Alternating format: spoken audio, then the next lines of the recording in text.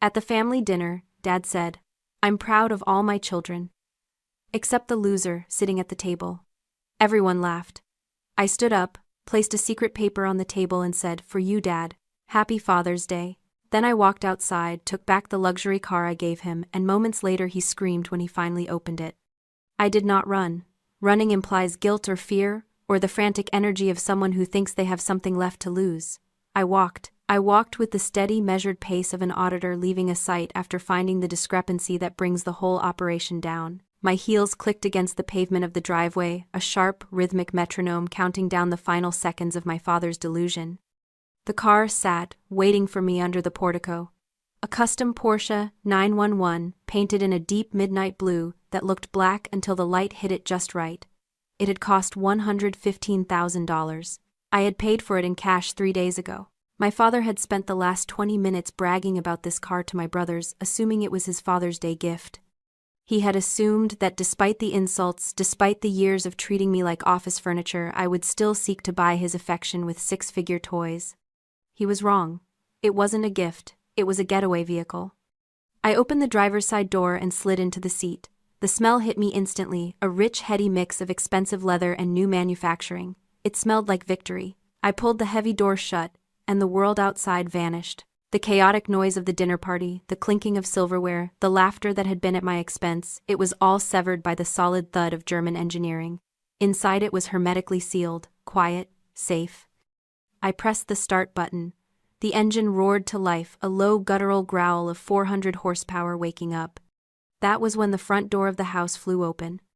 James ran out onto the porch. He looked frantic, his face a mask of confusion that was rapidly curdling into rage. He was shouting something, his mouth opening and closing like a fish gasping for air, but I couldn't hear him. The glass and the steel and the engine insulated me from his voice for the first time in 26 years.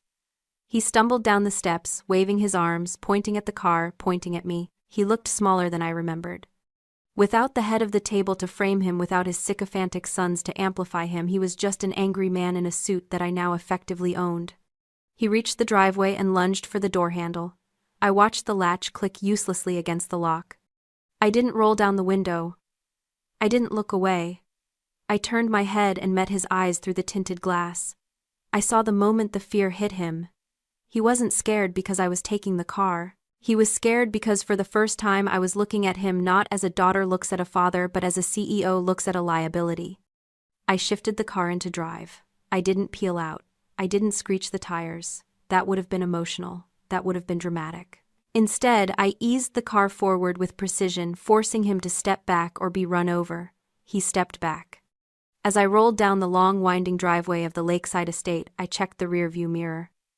James was standing alone in the gravel, shrinking with every yard of distance I put between us. Tyler and Lucas had spilled out onto the porch behind him, looking like confused children who had just been told playtime was over. I merged onto the highway and let the car do what it was built to do. The speed pressed me back into the seat, a physical embrace of the power I had denied myself for too long. For 26 years I had been the spare part, the backup plan, the invisible girl who was too fragile for the heavy lifting of the real estate world. They had trained me to be silent, thinking it would make me compliant. They never realized that silence is where you do your best thinking. It is where you read the fine print. It is where you plan the hostile takeover. I drove toward the city skyline, toward the glass tower that bore our family name. My name. The dinner was over. The war had just begun. 2 hours earlier, the air in the dining room had been thick with the smell of roasted lamb and self-congratulation.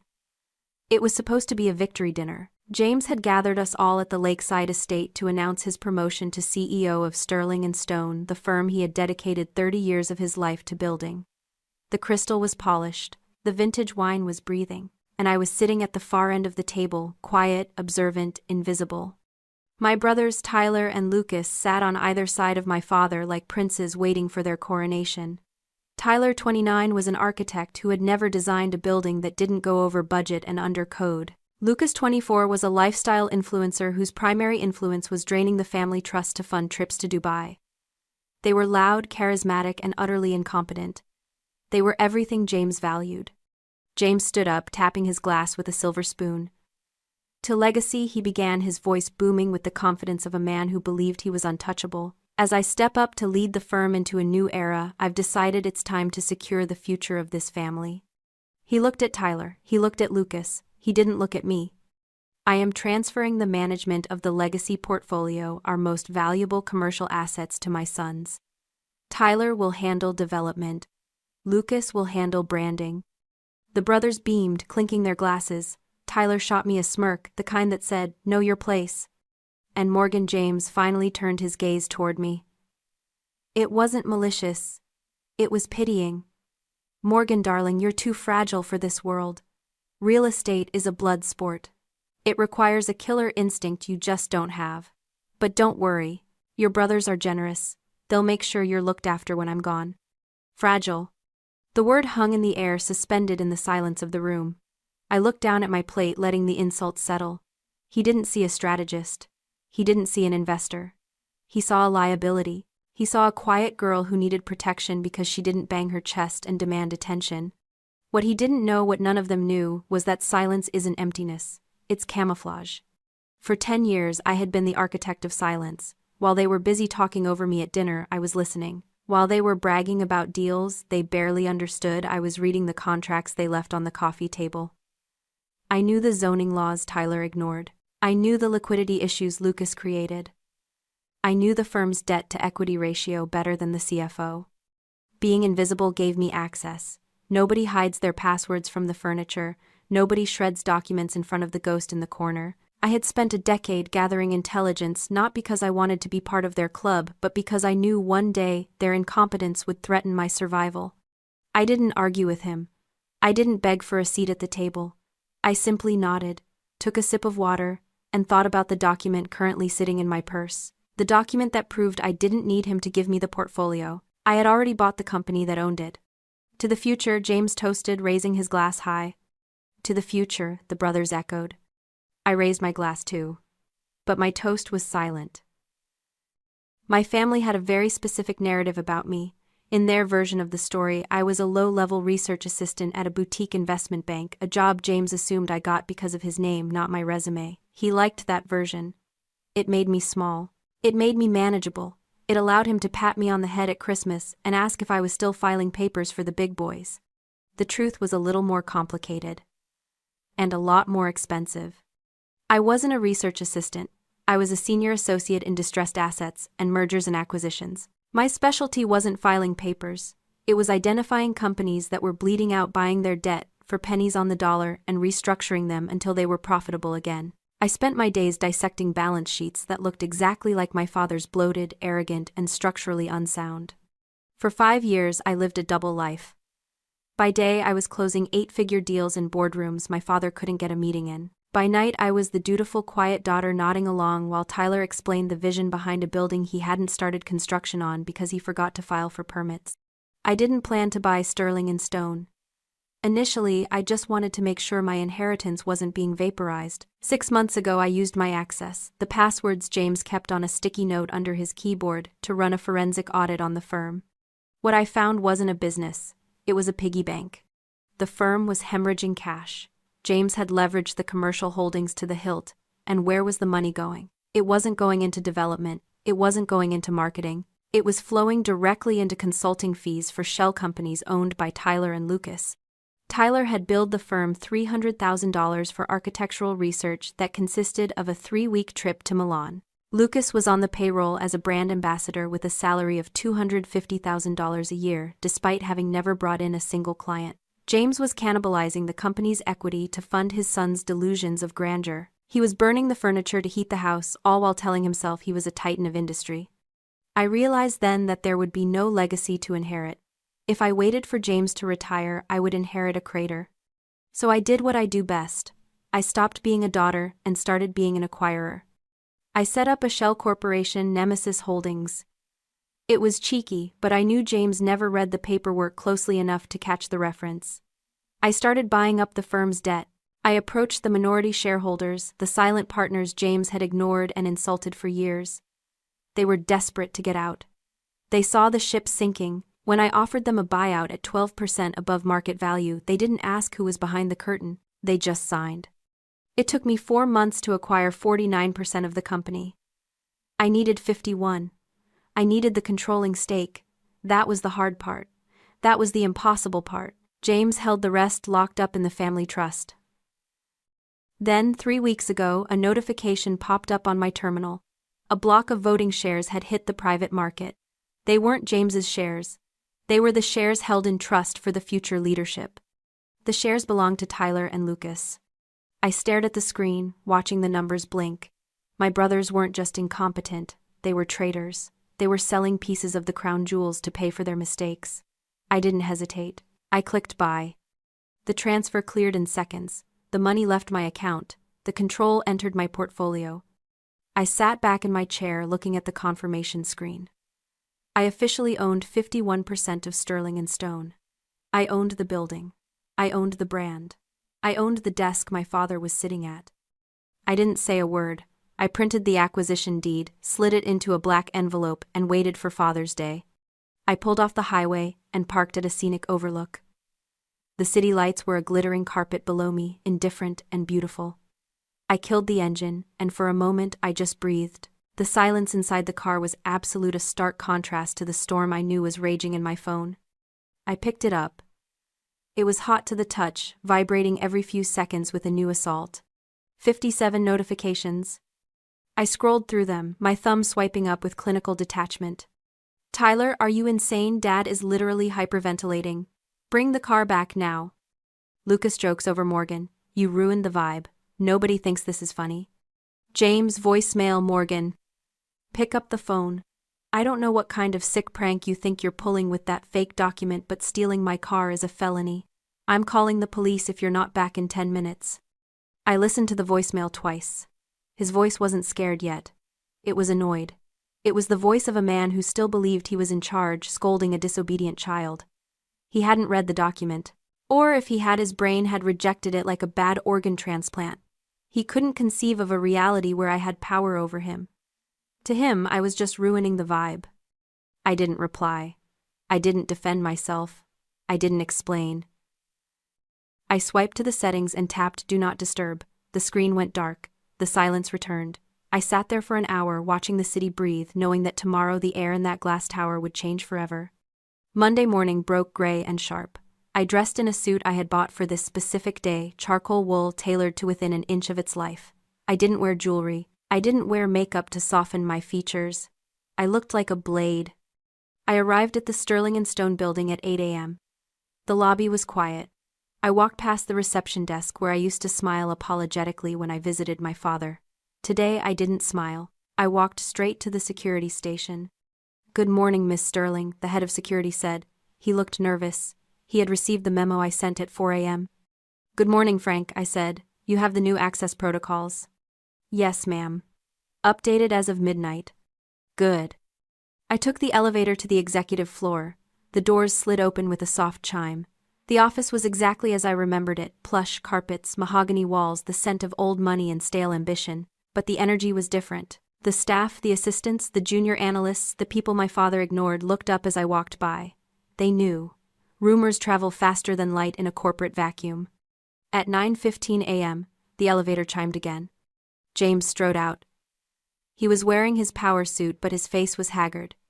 He looked like a man who hadn't slept, a man running on caffeine and rage. He marched toward the glass doors of the CEO's office, his office. He reached for the handle. He swiped his keycard. Beep, beep, beep, red light. He frowned, swiped it again. Harder this time.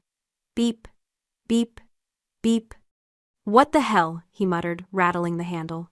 He turned to the assistant, a young woman named Sarah, whom he had called Sherry for 3 years. Sherry, open this door. My card is demagnetized. Sarah didn't move. She looked down at her desk, her face pale. I can't, Mr. Sterling. What do you mean you can't open the damn door? She can't open it because it's not your office anymore, James. My voice cut through the lobby like a gunshot. James spun around. I was standing in the doorway of the boardroom, flanked by 2 lawyers from the firm's legal counsel. They weren't smiling. Morgan, James snarled, stepping toward me. Enough of this. Give me my car keys and stop embarrassing yourself. You're fired. You hear me? You're done. I didn't read the fine print, Dad, I said, my voice calm, level, lethal. You can't fire me. but I can trespass you. I signaled to Frank, who stepped out of the shadows with 2 other guards. Mr. Sterling, Frank said, his voice respectful but firm. I need to ask you to step away from the door. James looked at Frank, then at me, then back at the red light on the card reader. The reality of the situation began to crack the enamel of his ego. This wasn't a prank. The locks had been changed. The guards were taking orders from me.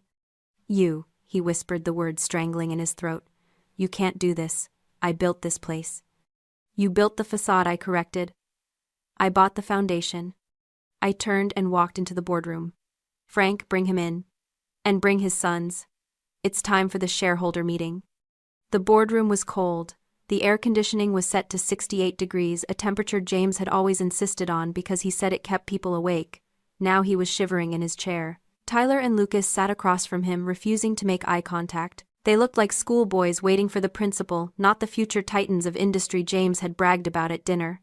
James slammed his hand on the mahogany table. It was a weak gesture, the echo hollow in the large room. This is illegal, he spat, though his voice lacked conviction. You can't just buy a company out from under its CEO. I control the voting shares through the family trust. You might own debt, Morgan, but you don't have the votes to remove me. I still own 51%. I walked to the head of the table. I didn't sit. I placed a second file folder on the polished wood. That was true 6 months ago, Dad. But you made a mistake. You assumed the people you entrusted with your legacy actually cared about it. I opened the folder. Inside were copies of wire transfers and stock sale agreements. You see, James, I didn't buy the controlling stake from strangers. I didn't have to launch a hostile bid on the open market. I bought the shares privately. I looked at my brothers. From Tyler and Lucas. James froze. He turned his head slowly like a rusted machine to look at his sons. Tyler was staring at the carpet. Lucas was chewing his thumbnail, a nervous habit he hadn't outgrown since childhood. What is she talking about? James whispered. Tell him, Tyler, I said. Tell him about the online gambling debt. Tell him about the $80,000 you lost in a single weekend in Vegas. I turned to Lucas. And you. Tell him about the crypto scheme. Tell him how you leveraged your future inheritance to cover a margin call. We needed cash, Tyler mumbled, his voice cracking. Morgan offered us a buyout. She said it was just a shell company. We didn't know it was her. You sold my company, James roared, standing up so fast his chair tipped over. You sold my life's work to a shell company. We didn't think it mattered, Lucas yelled back, defensive now. You always said the company was ours eventually anyway. We just cashed out early. I watched them turn on each other. It was pathetic. It was inevitable. This is the problem with the empire you built, Dad, I said, my voice cutting through their shouting match. You spent 30 years teaching these boys that money was the only metric of success. You taught them that loyalty was something you bought, not something you earned. You created a counterfeit legacy. I walked over to the window, looking out at the city. You thought you were raising heirs. You were raising parasites. They didn't sell you out because they hate you. They sold you out because you taught them that everything is for sale. You valued their arrogance over my competence. You valued their gender over my loyalty. And in the end, the golden boys you worshipped were the ones who held the knife while I signed the check. James sank back into his chair, or tried to, but it was on the floor. He slumped against the table, looking from his sons to me. The betrayal wasn't that I had beaten him. The betrayal was that the reflection he had been staring at for 30 years, his sons, was finally clear. They weren't kings in waiting. They were just greedy children who had sold their father for a wire transfer. I own 51%, I repeated. And as the majority shareholder, I am calling for a vote of no confidence in the current CEO. I looked at Tyler and Lucas. Raise your hands, boys. You're voting with me today. It's in the contract. Slowly, shamefully, my brothers raised their hands. James put his head in his hands. The vote was unanimous. Tyler and Lucas didn't stay to comfort their father. They didn't offer to help him pack his things. As soon as the vote was recorded, they scrambled for the exit like rats, sensing the ship had finally snapped in half. I watched them go, 2 men who had spent their entire lives shielded by their gender, now running from the consequences of their greed. The heavy door clicked shut, leaving James and me alone in the silence of the boardroom. He looked older than 55. In the span of 20 minutes, he had aged a decade. The arrogance that usually held his spine straight had evaporated, leaving behind a man slumped in a chair that was no longer his. He looked around the room as if he had never seen it before, as if the mahogany and the glass were alien artifacts. "I don't understand," he whispered. It wasn't a demand anymore. It was a plea. "I saw the reports. I saw the personnel files. You were. How did you build the capital? How did you move that much money without me seeing it?" I walked over to the head of the table. I didn't sit in his chair. I leaned against the edge of the table looking down at him. "You didn't see it because you weren't looking," I said. "And even if you had looked, your brain wouldn't have processed it." He frowned, his eyes glassy. "What are you talking about?"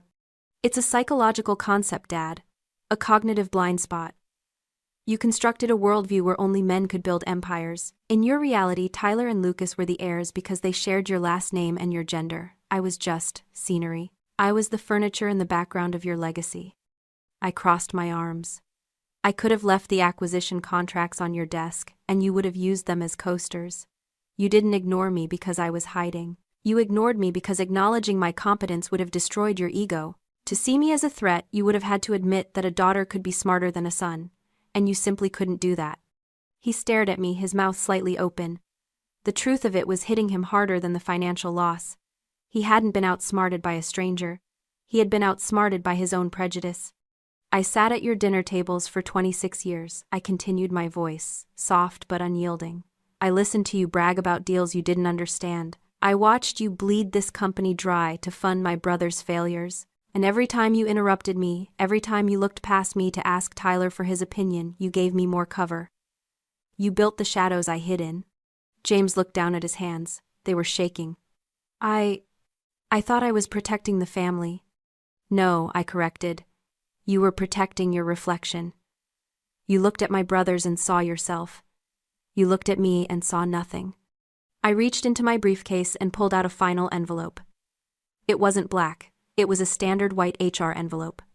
"This is your severance package," I said, sliding it across the polished wood. "It includes 3 months of salary and the continuation of your health benefits for the remainder of the year. It is standard for an outgoing executive who has been terminated for cause." He looked at the envelope with revulsion. "Terminated for cause? Gross negligence. Misappropriation of company funds. Breach of fiduciary duty." I listed the charges calmly. "You're lucky I'm not pressing criminal charges for the embezzlement regarding the brothers' consulting fees. Consider that my final gift to the family." James stood up slowly. He looked small. The titan of industry was gone, replaced by a man holding a white envelope and a set of car keys that no longer worked. "Morgan," he said, his voice cracking, "I'm your father."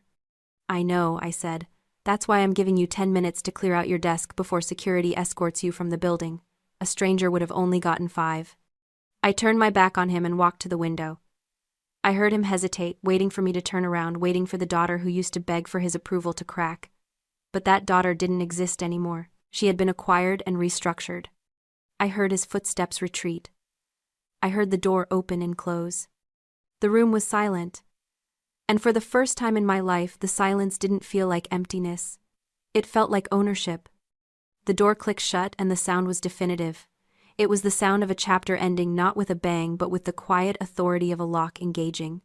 I stood alone in the boardroom. The space was vast, designed to intimidate, designed to make people feel small. But as I looked around, the room didn't feel oppressive anymore. It felt like a blank canvas. I walked over to the massive window that spanned the length of the far wall. The city was waking up below me. Traffic was a river of light flowing through the arteries of the business district. From this height, the cars looked like toys, the people like ants. It was the view my father had coveted, the view he had used to measure his worth. But to me, it was just a view. I reached into my pocket and pulled out my phone. I opened my contacts list. James Sterling, block. Tyler Sterling, block. Lucas Sterling, block. I didn't feel sad. I didn't feel guilty. I felt the specific weightless sensation of a diver cutting the weights loose before ascending. They had been anchors dragging me down into their dysfunction, demanding I drown so they could float. Cutting them loose wasn't cruelty. It was survival. I walked over to the head of the table where my briefcase sat. Next to it were the keys to the Porsche. The heavy fob gleamed under the fluorescent lights. I picked them up, feeling the cool metal in my palm. Yesterday, this car had been a weapon. It had been a symbol of rebellion, a getaway vehicle from a life I could no longer tolerate. Today, it was just a car. A nice car certainly, but just a machine. It didn't hold power over me. Nothing did anymore. I dropped the keys into my desk drawer and slid it shut. I sat down in the CEO's chair. It was comfortable. It fit. I spun it around to face the door, ready for the work to begin. There were audits to run, restructuring plans to approve, and a culture to rebuild from the ground up. It would be hard work. It would be lonely work at times. But it would be my work. They wanted me to be invisible. They spent 26 years trying to erase me from the narrative of this family. They thought that if they ignored me hard enough, I would simply cease to exist. But they forgot the fundamental rule of architecture. The most important part of the building isn't the spire that touches the clouds. It's the foundation buried in the dark, holding everything up. I wasn't invisible. I was essential. And now I was the air they breathed everywhere, unavoidable and in complete control. If you've ever had to build your own empire in silence because no one believed in you, share this story. Let them know we see you.